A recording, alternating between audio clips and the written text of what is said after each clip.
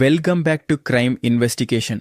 2 நாளைக்கு முன்னாடி திருச்சியில அம்மா கிட்ட வெளியில இன்டர்வியூக்கு போயிட்டு வரேன்னு சொல்லிட்டு வெளியே போன ஒரு அழகிய இளம் பெண் அந்த பொண்ணு கூடவே ஸ்கூல்ல படிச்ச 2 பயலுக வாய போத்தி காட்டுக்குள்ள தூக்கிட்டு போயிட்டு விடிய விடிய சீரழிச்சது மட்டும் இல்லாம அவங்க கொண்டு வந்த பைக்ல இருந்து பெட்ரோல் எடுத்து அந்த பொண்ணு மேல ஊத்தி அந்த பொண்ணை கொடூரமா எரி பண்ண சம்பவம் தான் திருச்சியில பெரிய பரபரப்பை ஏற்படுத்தி இருக்கு.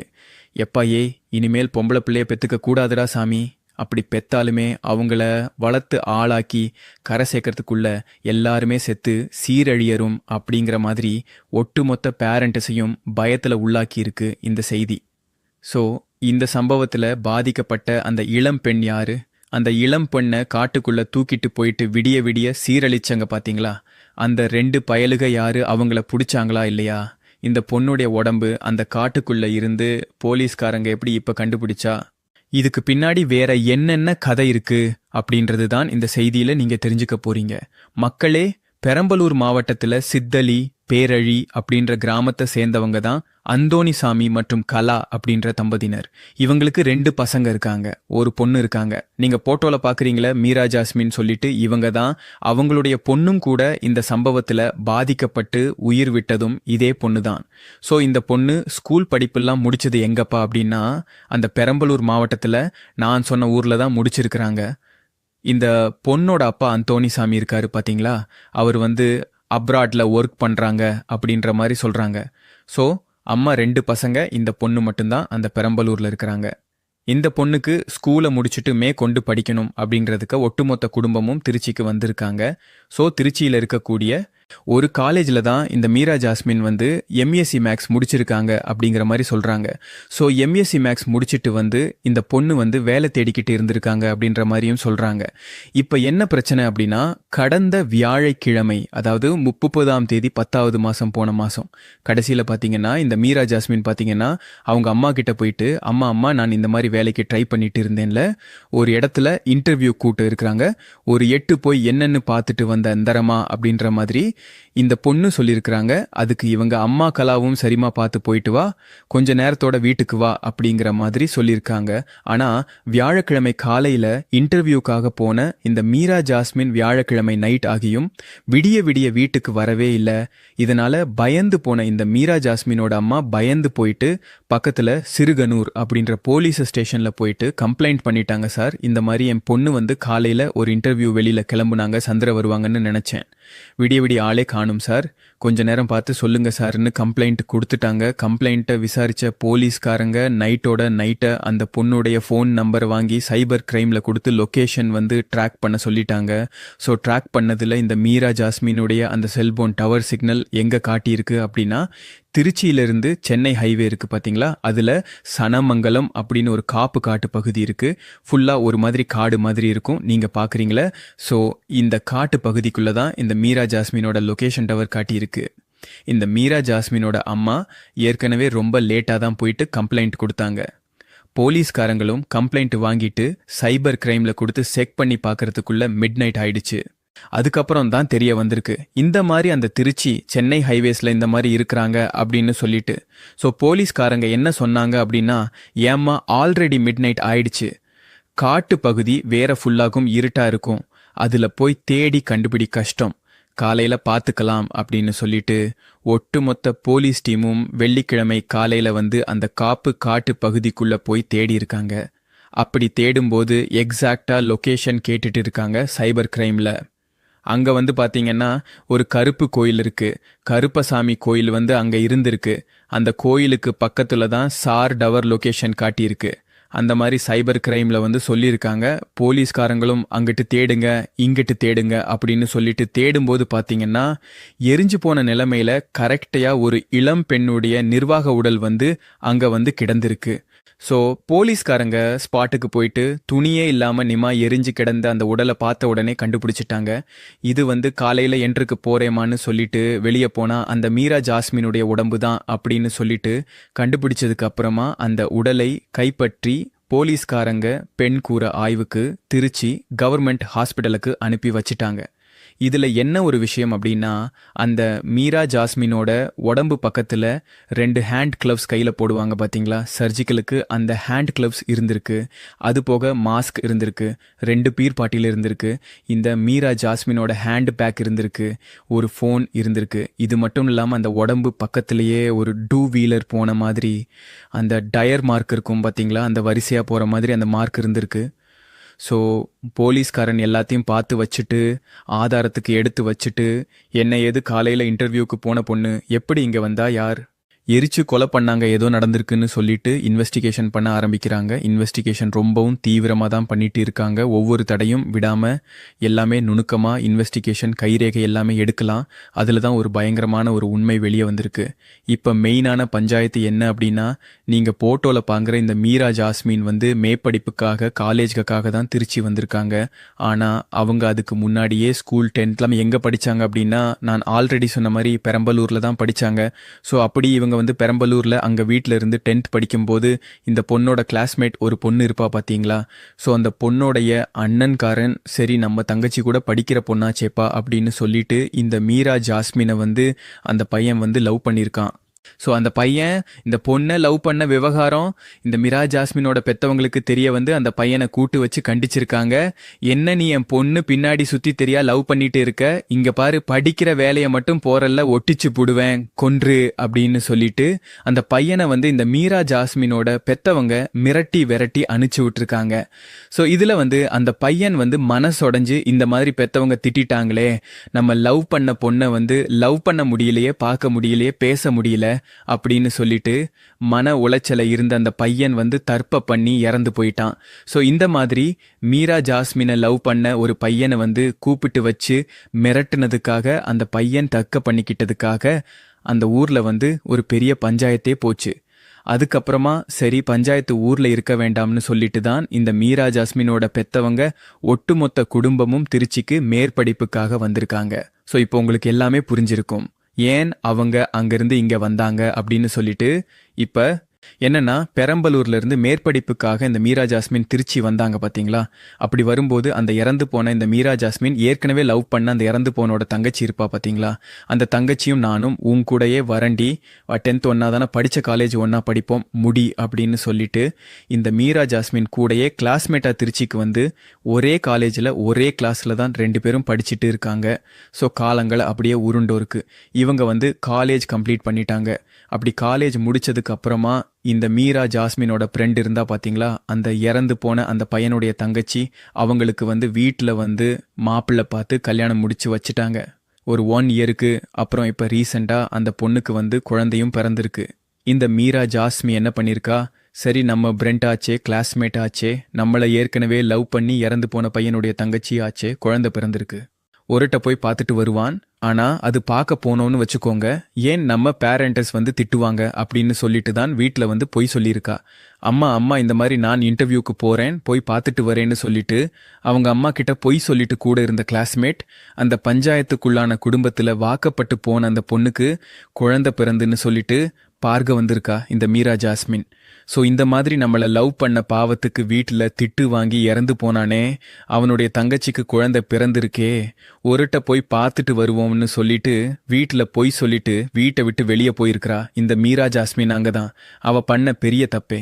என்ன நடந்திருக்கு அப்படின்னா, திருச்சியில் இருக்கிற ஒரு ஹாஸ்பிட்டல்ல போயிட்டு குழந்தை பெத்த அந்த பச்சை உடம்புக்காரிய பார்க்க போறேன்னு சொல்லிட்டு அங்க போயிட்டு என்னம்மா நல்லா இருக்கடி குழந்தைய சுஜித் குட்டி அப்படின்னு சொல்லிட்டு குழந்தைய பார்த்துட்டு இருக்கும்போது தான் அதே ஹாஸ்பிட்டலில் அந்த குழந்தைய பார்க்கறதுக்காக அந்த பொண்ணை பார்க்கறதுக்காக அந்த பொண்ணுடைய அண்ணன்காரன் தான் பார்த்தீங்களா, இறந்து போன அண்ணன்காரன், அந்த அண்ணன்காரனுடைய 2 கிளாஸ்மேட், அந்த அண்ணன்காரனுடைய ஃப்ரெண்ட்ஸு 2 பேர் வந்திருக்காங்க.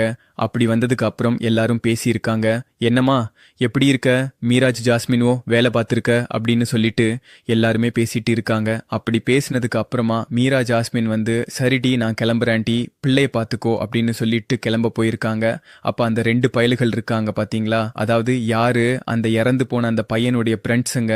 அந்த 2 பயல்களும் மீரா ஜாஸ்மின் நாங்கள் உன்னை வந்து பஸ் ஸ்டாண்டில் விட்டுறோம்.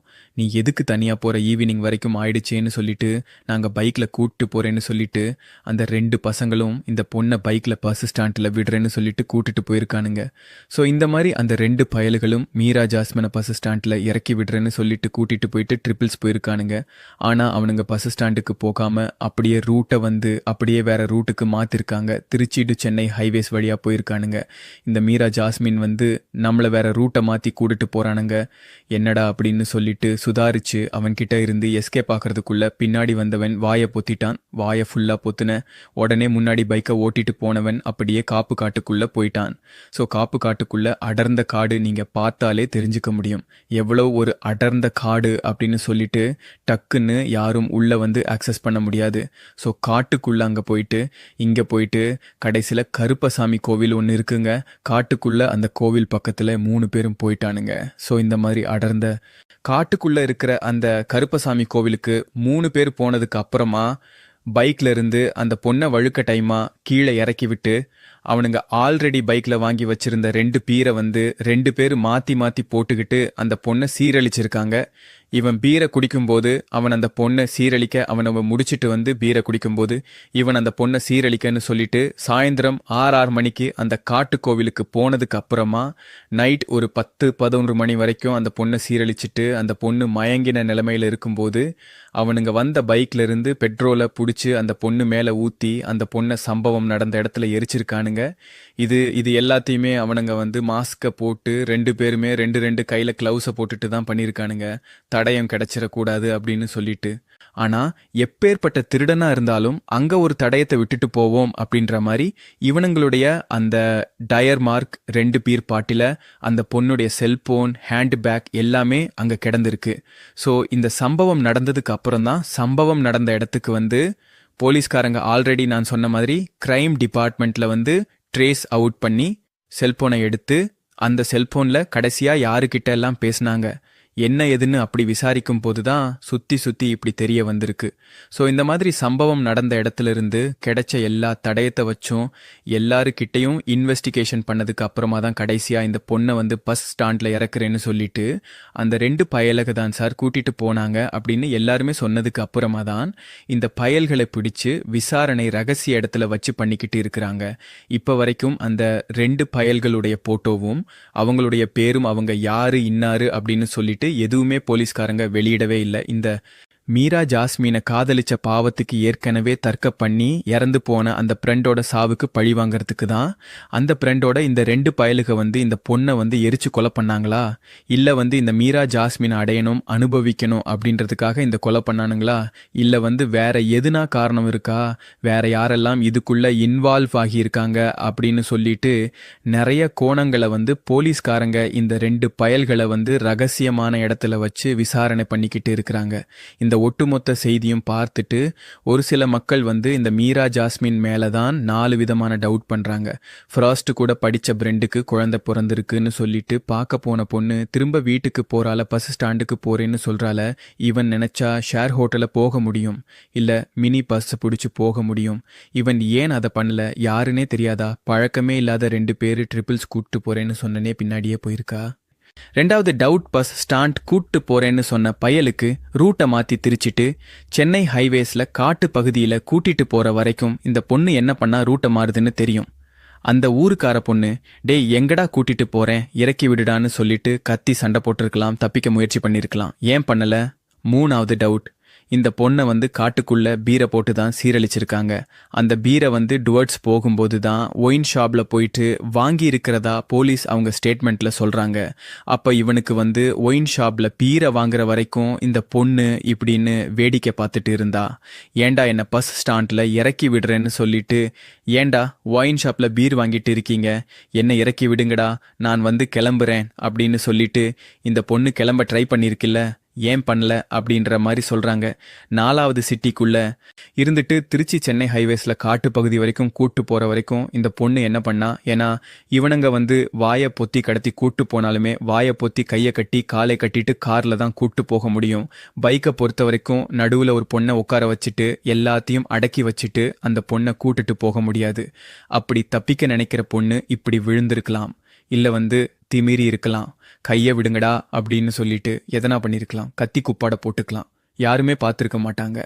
அப்போ அவ்வளோ ஹைவேஸ்ல நிறைய வண்டி போயும் யாருமே கண்டுக்கலாம் அப்படின்னு போது இந்த பொண்ணை கடத்திட்டு கூட்டிட்டு போல. இந்த பொண்ணோட சம்மதத்தோட தான் பீரை வாங்கிட்டு இந்த பொண்ணோட சம்மதத்தோட தான் காட்டுக்குள்ள போயிருக்காங்க. போன இடத்துல என்ன நடந்துச்சுன்னு தெரியல. ஆனா ஏதோ பஞ்சாயத்தாகி இந்த பொண்ணை முடிச்சு விட்டாங்க. ஸோ இந்த பொண்ணோட சம்மதத்தோட தான் போயிருக்காங்கப்பா, மற்ற எதுவும் இல்லை அப்படின்ன மாதிரி ஒரு சில பகுதி மக்கள் இந்த பொண்ணு மேல குற்றச்சாட்டம் முன்வைக்கிறாங்க. இன்னொரு பகுதி மக்கள் என்ன சொல்றாங்க அப்படின்னா, இல்லைங்க அப்படியெல்லாம் இல்லைங்க, இந்த பொண்ணை பார்த்தா நல்ல பொண்ணு மாதிரி தான் தெரியுது, இது ஏதோ எதர்ச்சியா அந்த ஃப்ரெண்டோட குழந்தைய பார்க்கறதுக்காக போயிருக்கு, போற இடத்துல அந்த 2 பயலுக தான் ஏதோ ஆசை வார்த்தை குறிந்து அப்படி போலாமா அப்படின்னு சொல்லிட்டு உன்னை இறக்கி விரமான்னு சொல்லிட்டு கூட்டிட்டு போயிருக்காங்க. இந்த பொண்ணு பாவம் என்ன பண்ணும், அவனுக்கு உண்மையிலேயே வாயை பொத்தி கைய ஒரு மாதிரி கத்தி குன்று அப்படின்னு சொல்லிட்டு கூட மிரட்டி கூட்டு போயிருக்கலாம். இந்த பொண்ணோட இல்லாம மேபி அந்த பொண்ணு மாட்டிக்கிச்சு. அதுக்கு என்னங்க பண்ண முடியும்? ஸோ இவனுங்க மாதிரி அந்த பொண்ணை கடத்திட்டு அங்கே போயிட்டு விடிவி சீரழிச்சு தன் ஃப்ரெண்டை இந்த மாதிரி முடிச்சு விட்டாங்களே, அதுக்கு உங்கள் அப்பா அம்மா தான் காரணம், நீ தான் காரணம்னு சொல்லிட்டு ஃப்ரெண்டோட சாவுக்கு பலிக்கு பழி வாங்குறத இந்த பொண்ணை இது பண்ணிட்டாங்க. மற்றபடி இந்த பொண்ணு மேலே தப்பு இருக்காதுங்க, அந்த 2 பயலுக மேலே தான் தப்பு. இவ்வளோ ஏன் அந்த பயலுக பார்க்க போனாங்க பார்த்தீங்களா? அந்த மீரா ஜாஸ்மினோட அந்த பொண்ணு குழந்தை பெத்துச்சுல, அந்த பொண்ணு மேலேயும் டவுட்டாக இருக்குதுங்க. மற்றபடி இது நல்ல பொண்ணுங்க அப்படின்னு சொல்லிட்டு ஒரு சில பகுதி மக்கள் இந்த பொண்ணுக்கு சப்போர்ட் பண்ணுறாங்க. ஸோ மக்களே, இதுதான் பஞ்சாயத்து, இதுதான் பிரச்சனை. ஸோ இந்த மாதிரி தான் இந்த பொண்ணு அந்த 2 பயலகிட்ட மாட்டி காட்டுக்குள்ள விடிய விடிய சீரழிக்கப்பட்டு நிர்வாண முறையில் எரிக்கப்பட்டு இறந்து கிடந்தாங்க. ஸோ அதுக்கப்புறமா போலீஸ்காரங்க செல்போன் எடுத்து ட்ரேஸ் பண்ணிட்டு கடைசியாக இன்வெஸ்டிகேஷன் பண்ணி அந்த 2 பயலை தூக்கிட்டாங்க. இப்போ அந்த 2 பசங்களை ரகசிய இடத்துல வச்சு விசாரணை பண்ணிக்கிட்டு இருக்கிறாங்க. இப்போ வரைக்கும் அவங்களுடைய போட்டோவும் பேரும் வெளியிடப்படவில்லை. இப்போ மக்கள் என்ன சொல்றாங்கன்னா, நான் ஆல்ரெடி சொன்ன மாதிரி இந்த பொண்ணோட சம்மதத்தோட தாங்க நடந்திருக்கு, இந்த பொண்ணு தான் பயலுகளோட அப்படி இப்படின்னு போயிட்டு சரக்கை கூட வாங்கிட்டு காட்டு பகுதி போயிருக்கு. போகிற இடத்துல கொஞ்சம் அப்படி இப்படி நடந்திருக்க வாய்ப்பு இருக்குது. ஏதோ ஒரு பஞ்சாயத்தில் அந்த பொண்ணை முடிச்சு போட்டாங்க தம்பி, பொண்ணு மேலேயும் டவுட் இருக்க வாய்ப்பு இருக்குது அப்படின்ற மாதிரி சொல்கிறாங்க. இன்னொரு பகுதி மக்கள் என்ன சொல்கிறாங்கன்னா, இல்லை பொண்ணு மேலே எந்த டவுட் இல்லை, பொண்ணு இன்னசென்ட் மாதிரி தான் தெரியுது, இந்த பொண்ணை தான் பீமக்குன்னு ஆசை வார்த்தையை கூறி இறைக்கிறேன்னு சொல்லிட்டு கூட்டிட்டு போயிட்டு சீரழிச்சிட்டாங்கப்பா, இதில் 2 பக்கம் விசாரிக்கணும் அந்த மாதிரி சொல்கிறாங்க. ஒரு சம்பவத்தை பொறுத்த வரைக்கும் நாம இதுதான் நினைக்கிற மாதிரி இருக்காது. மேபி அதுக்கு உள்ளுக்குள்ள வேற காரணங்கள் வேற இருக்கலாம், வேற பாயிண்ட் வேற இருக்கலாம். ஸோ தீர விசாரிச்சாதான் என்னன்னு சொல்லிட்டு வெளியே தெரிய வரும்.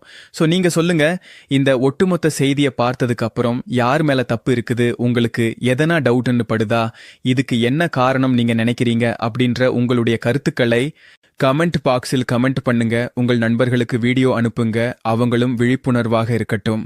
மறக்காம என்னோட சேனலை சப்ஸ்கிரைப் செய்து எனக்கு ஆதரவு கொடுங்கள்.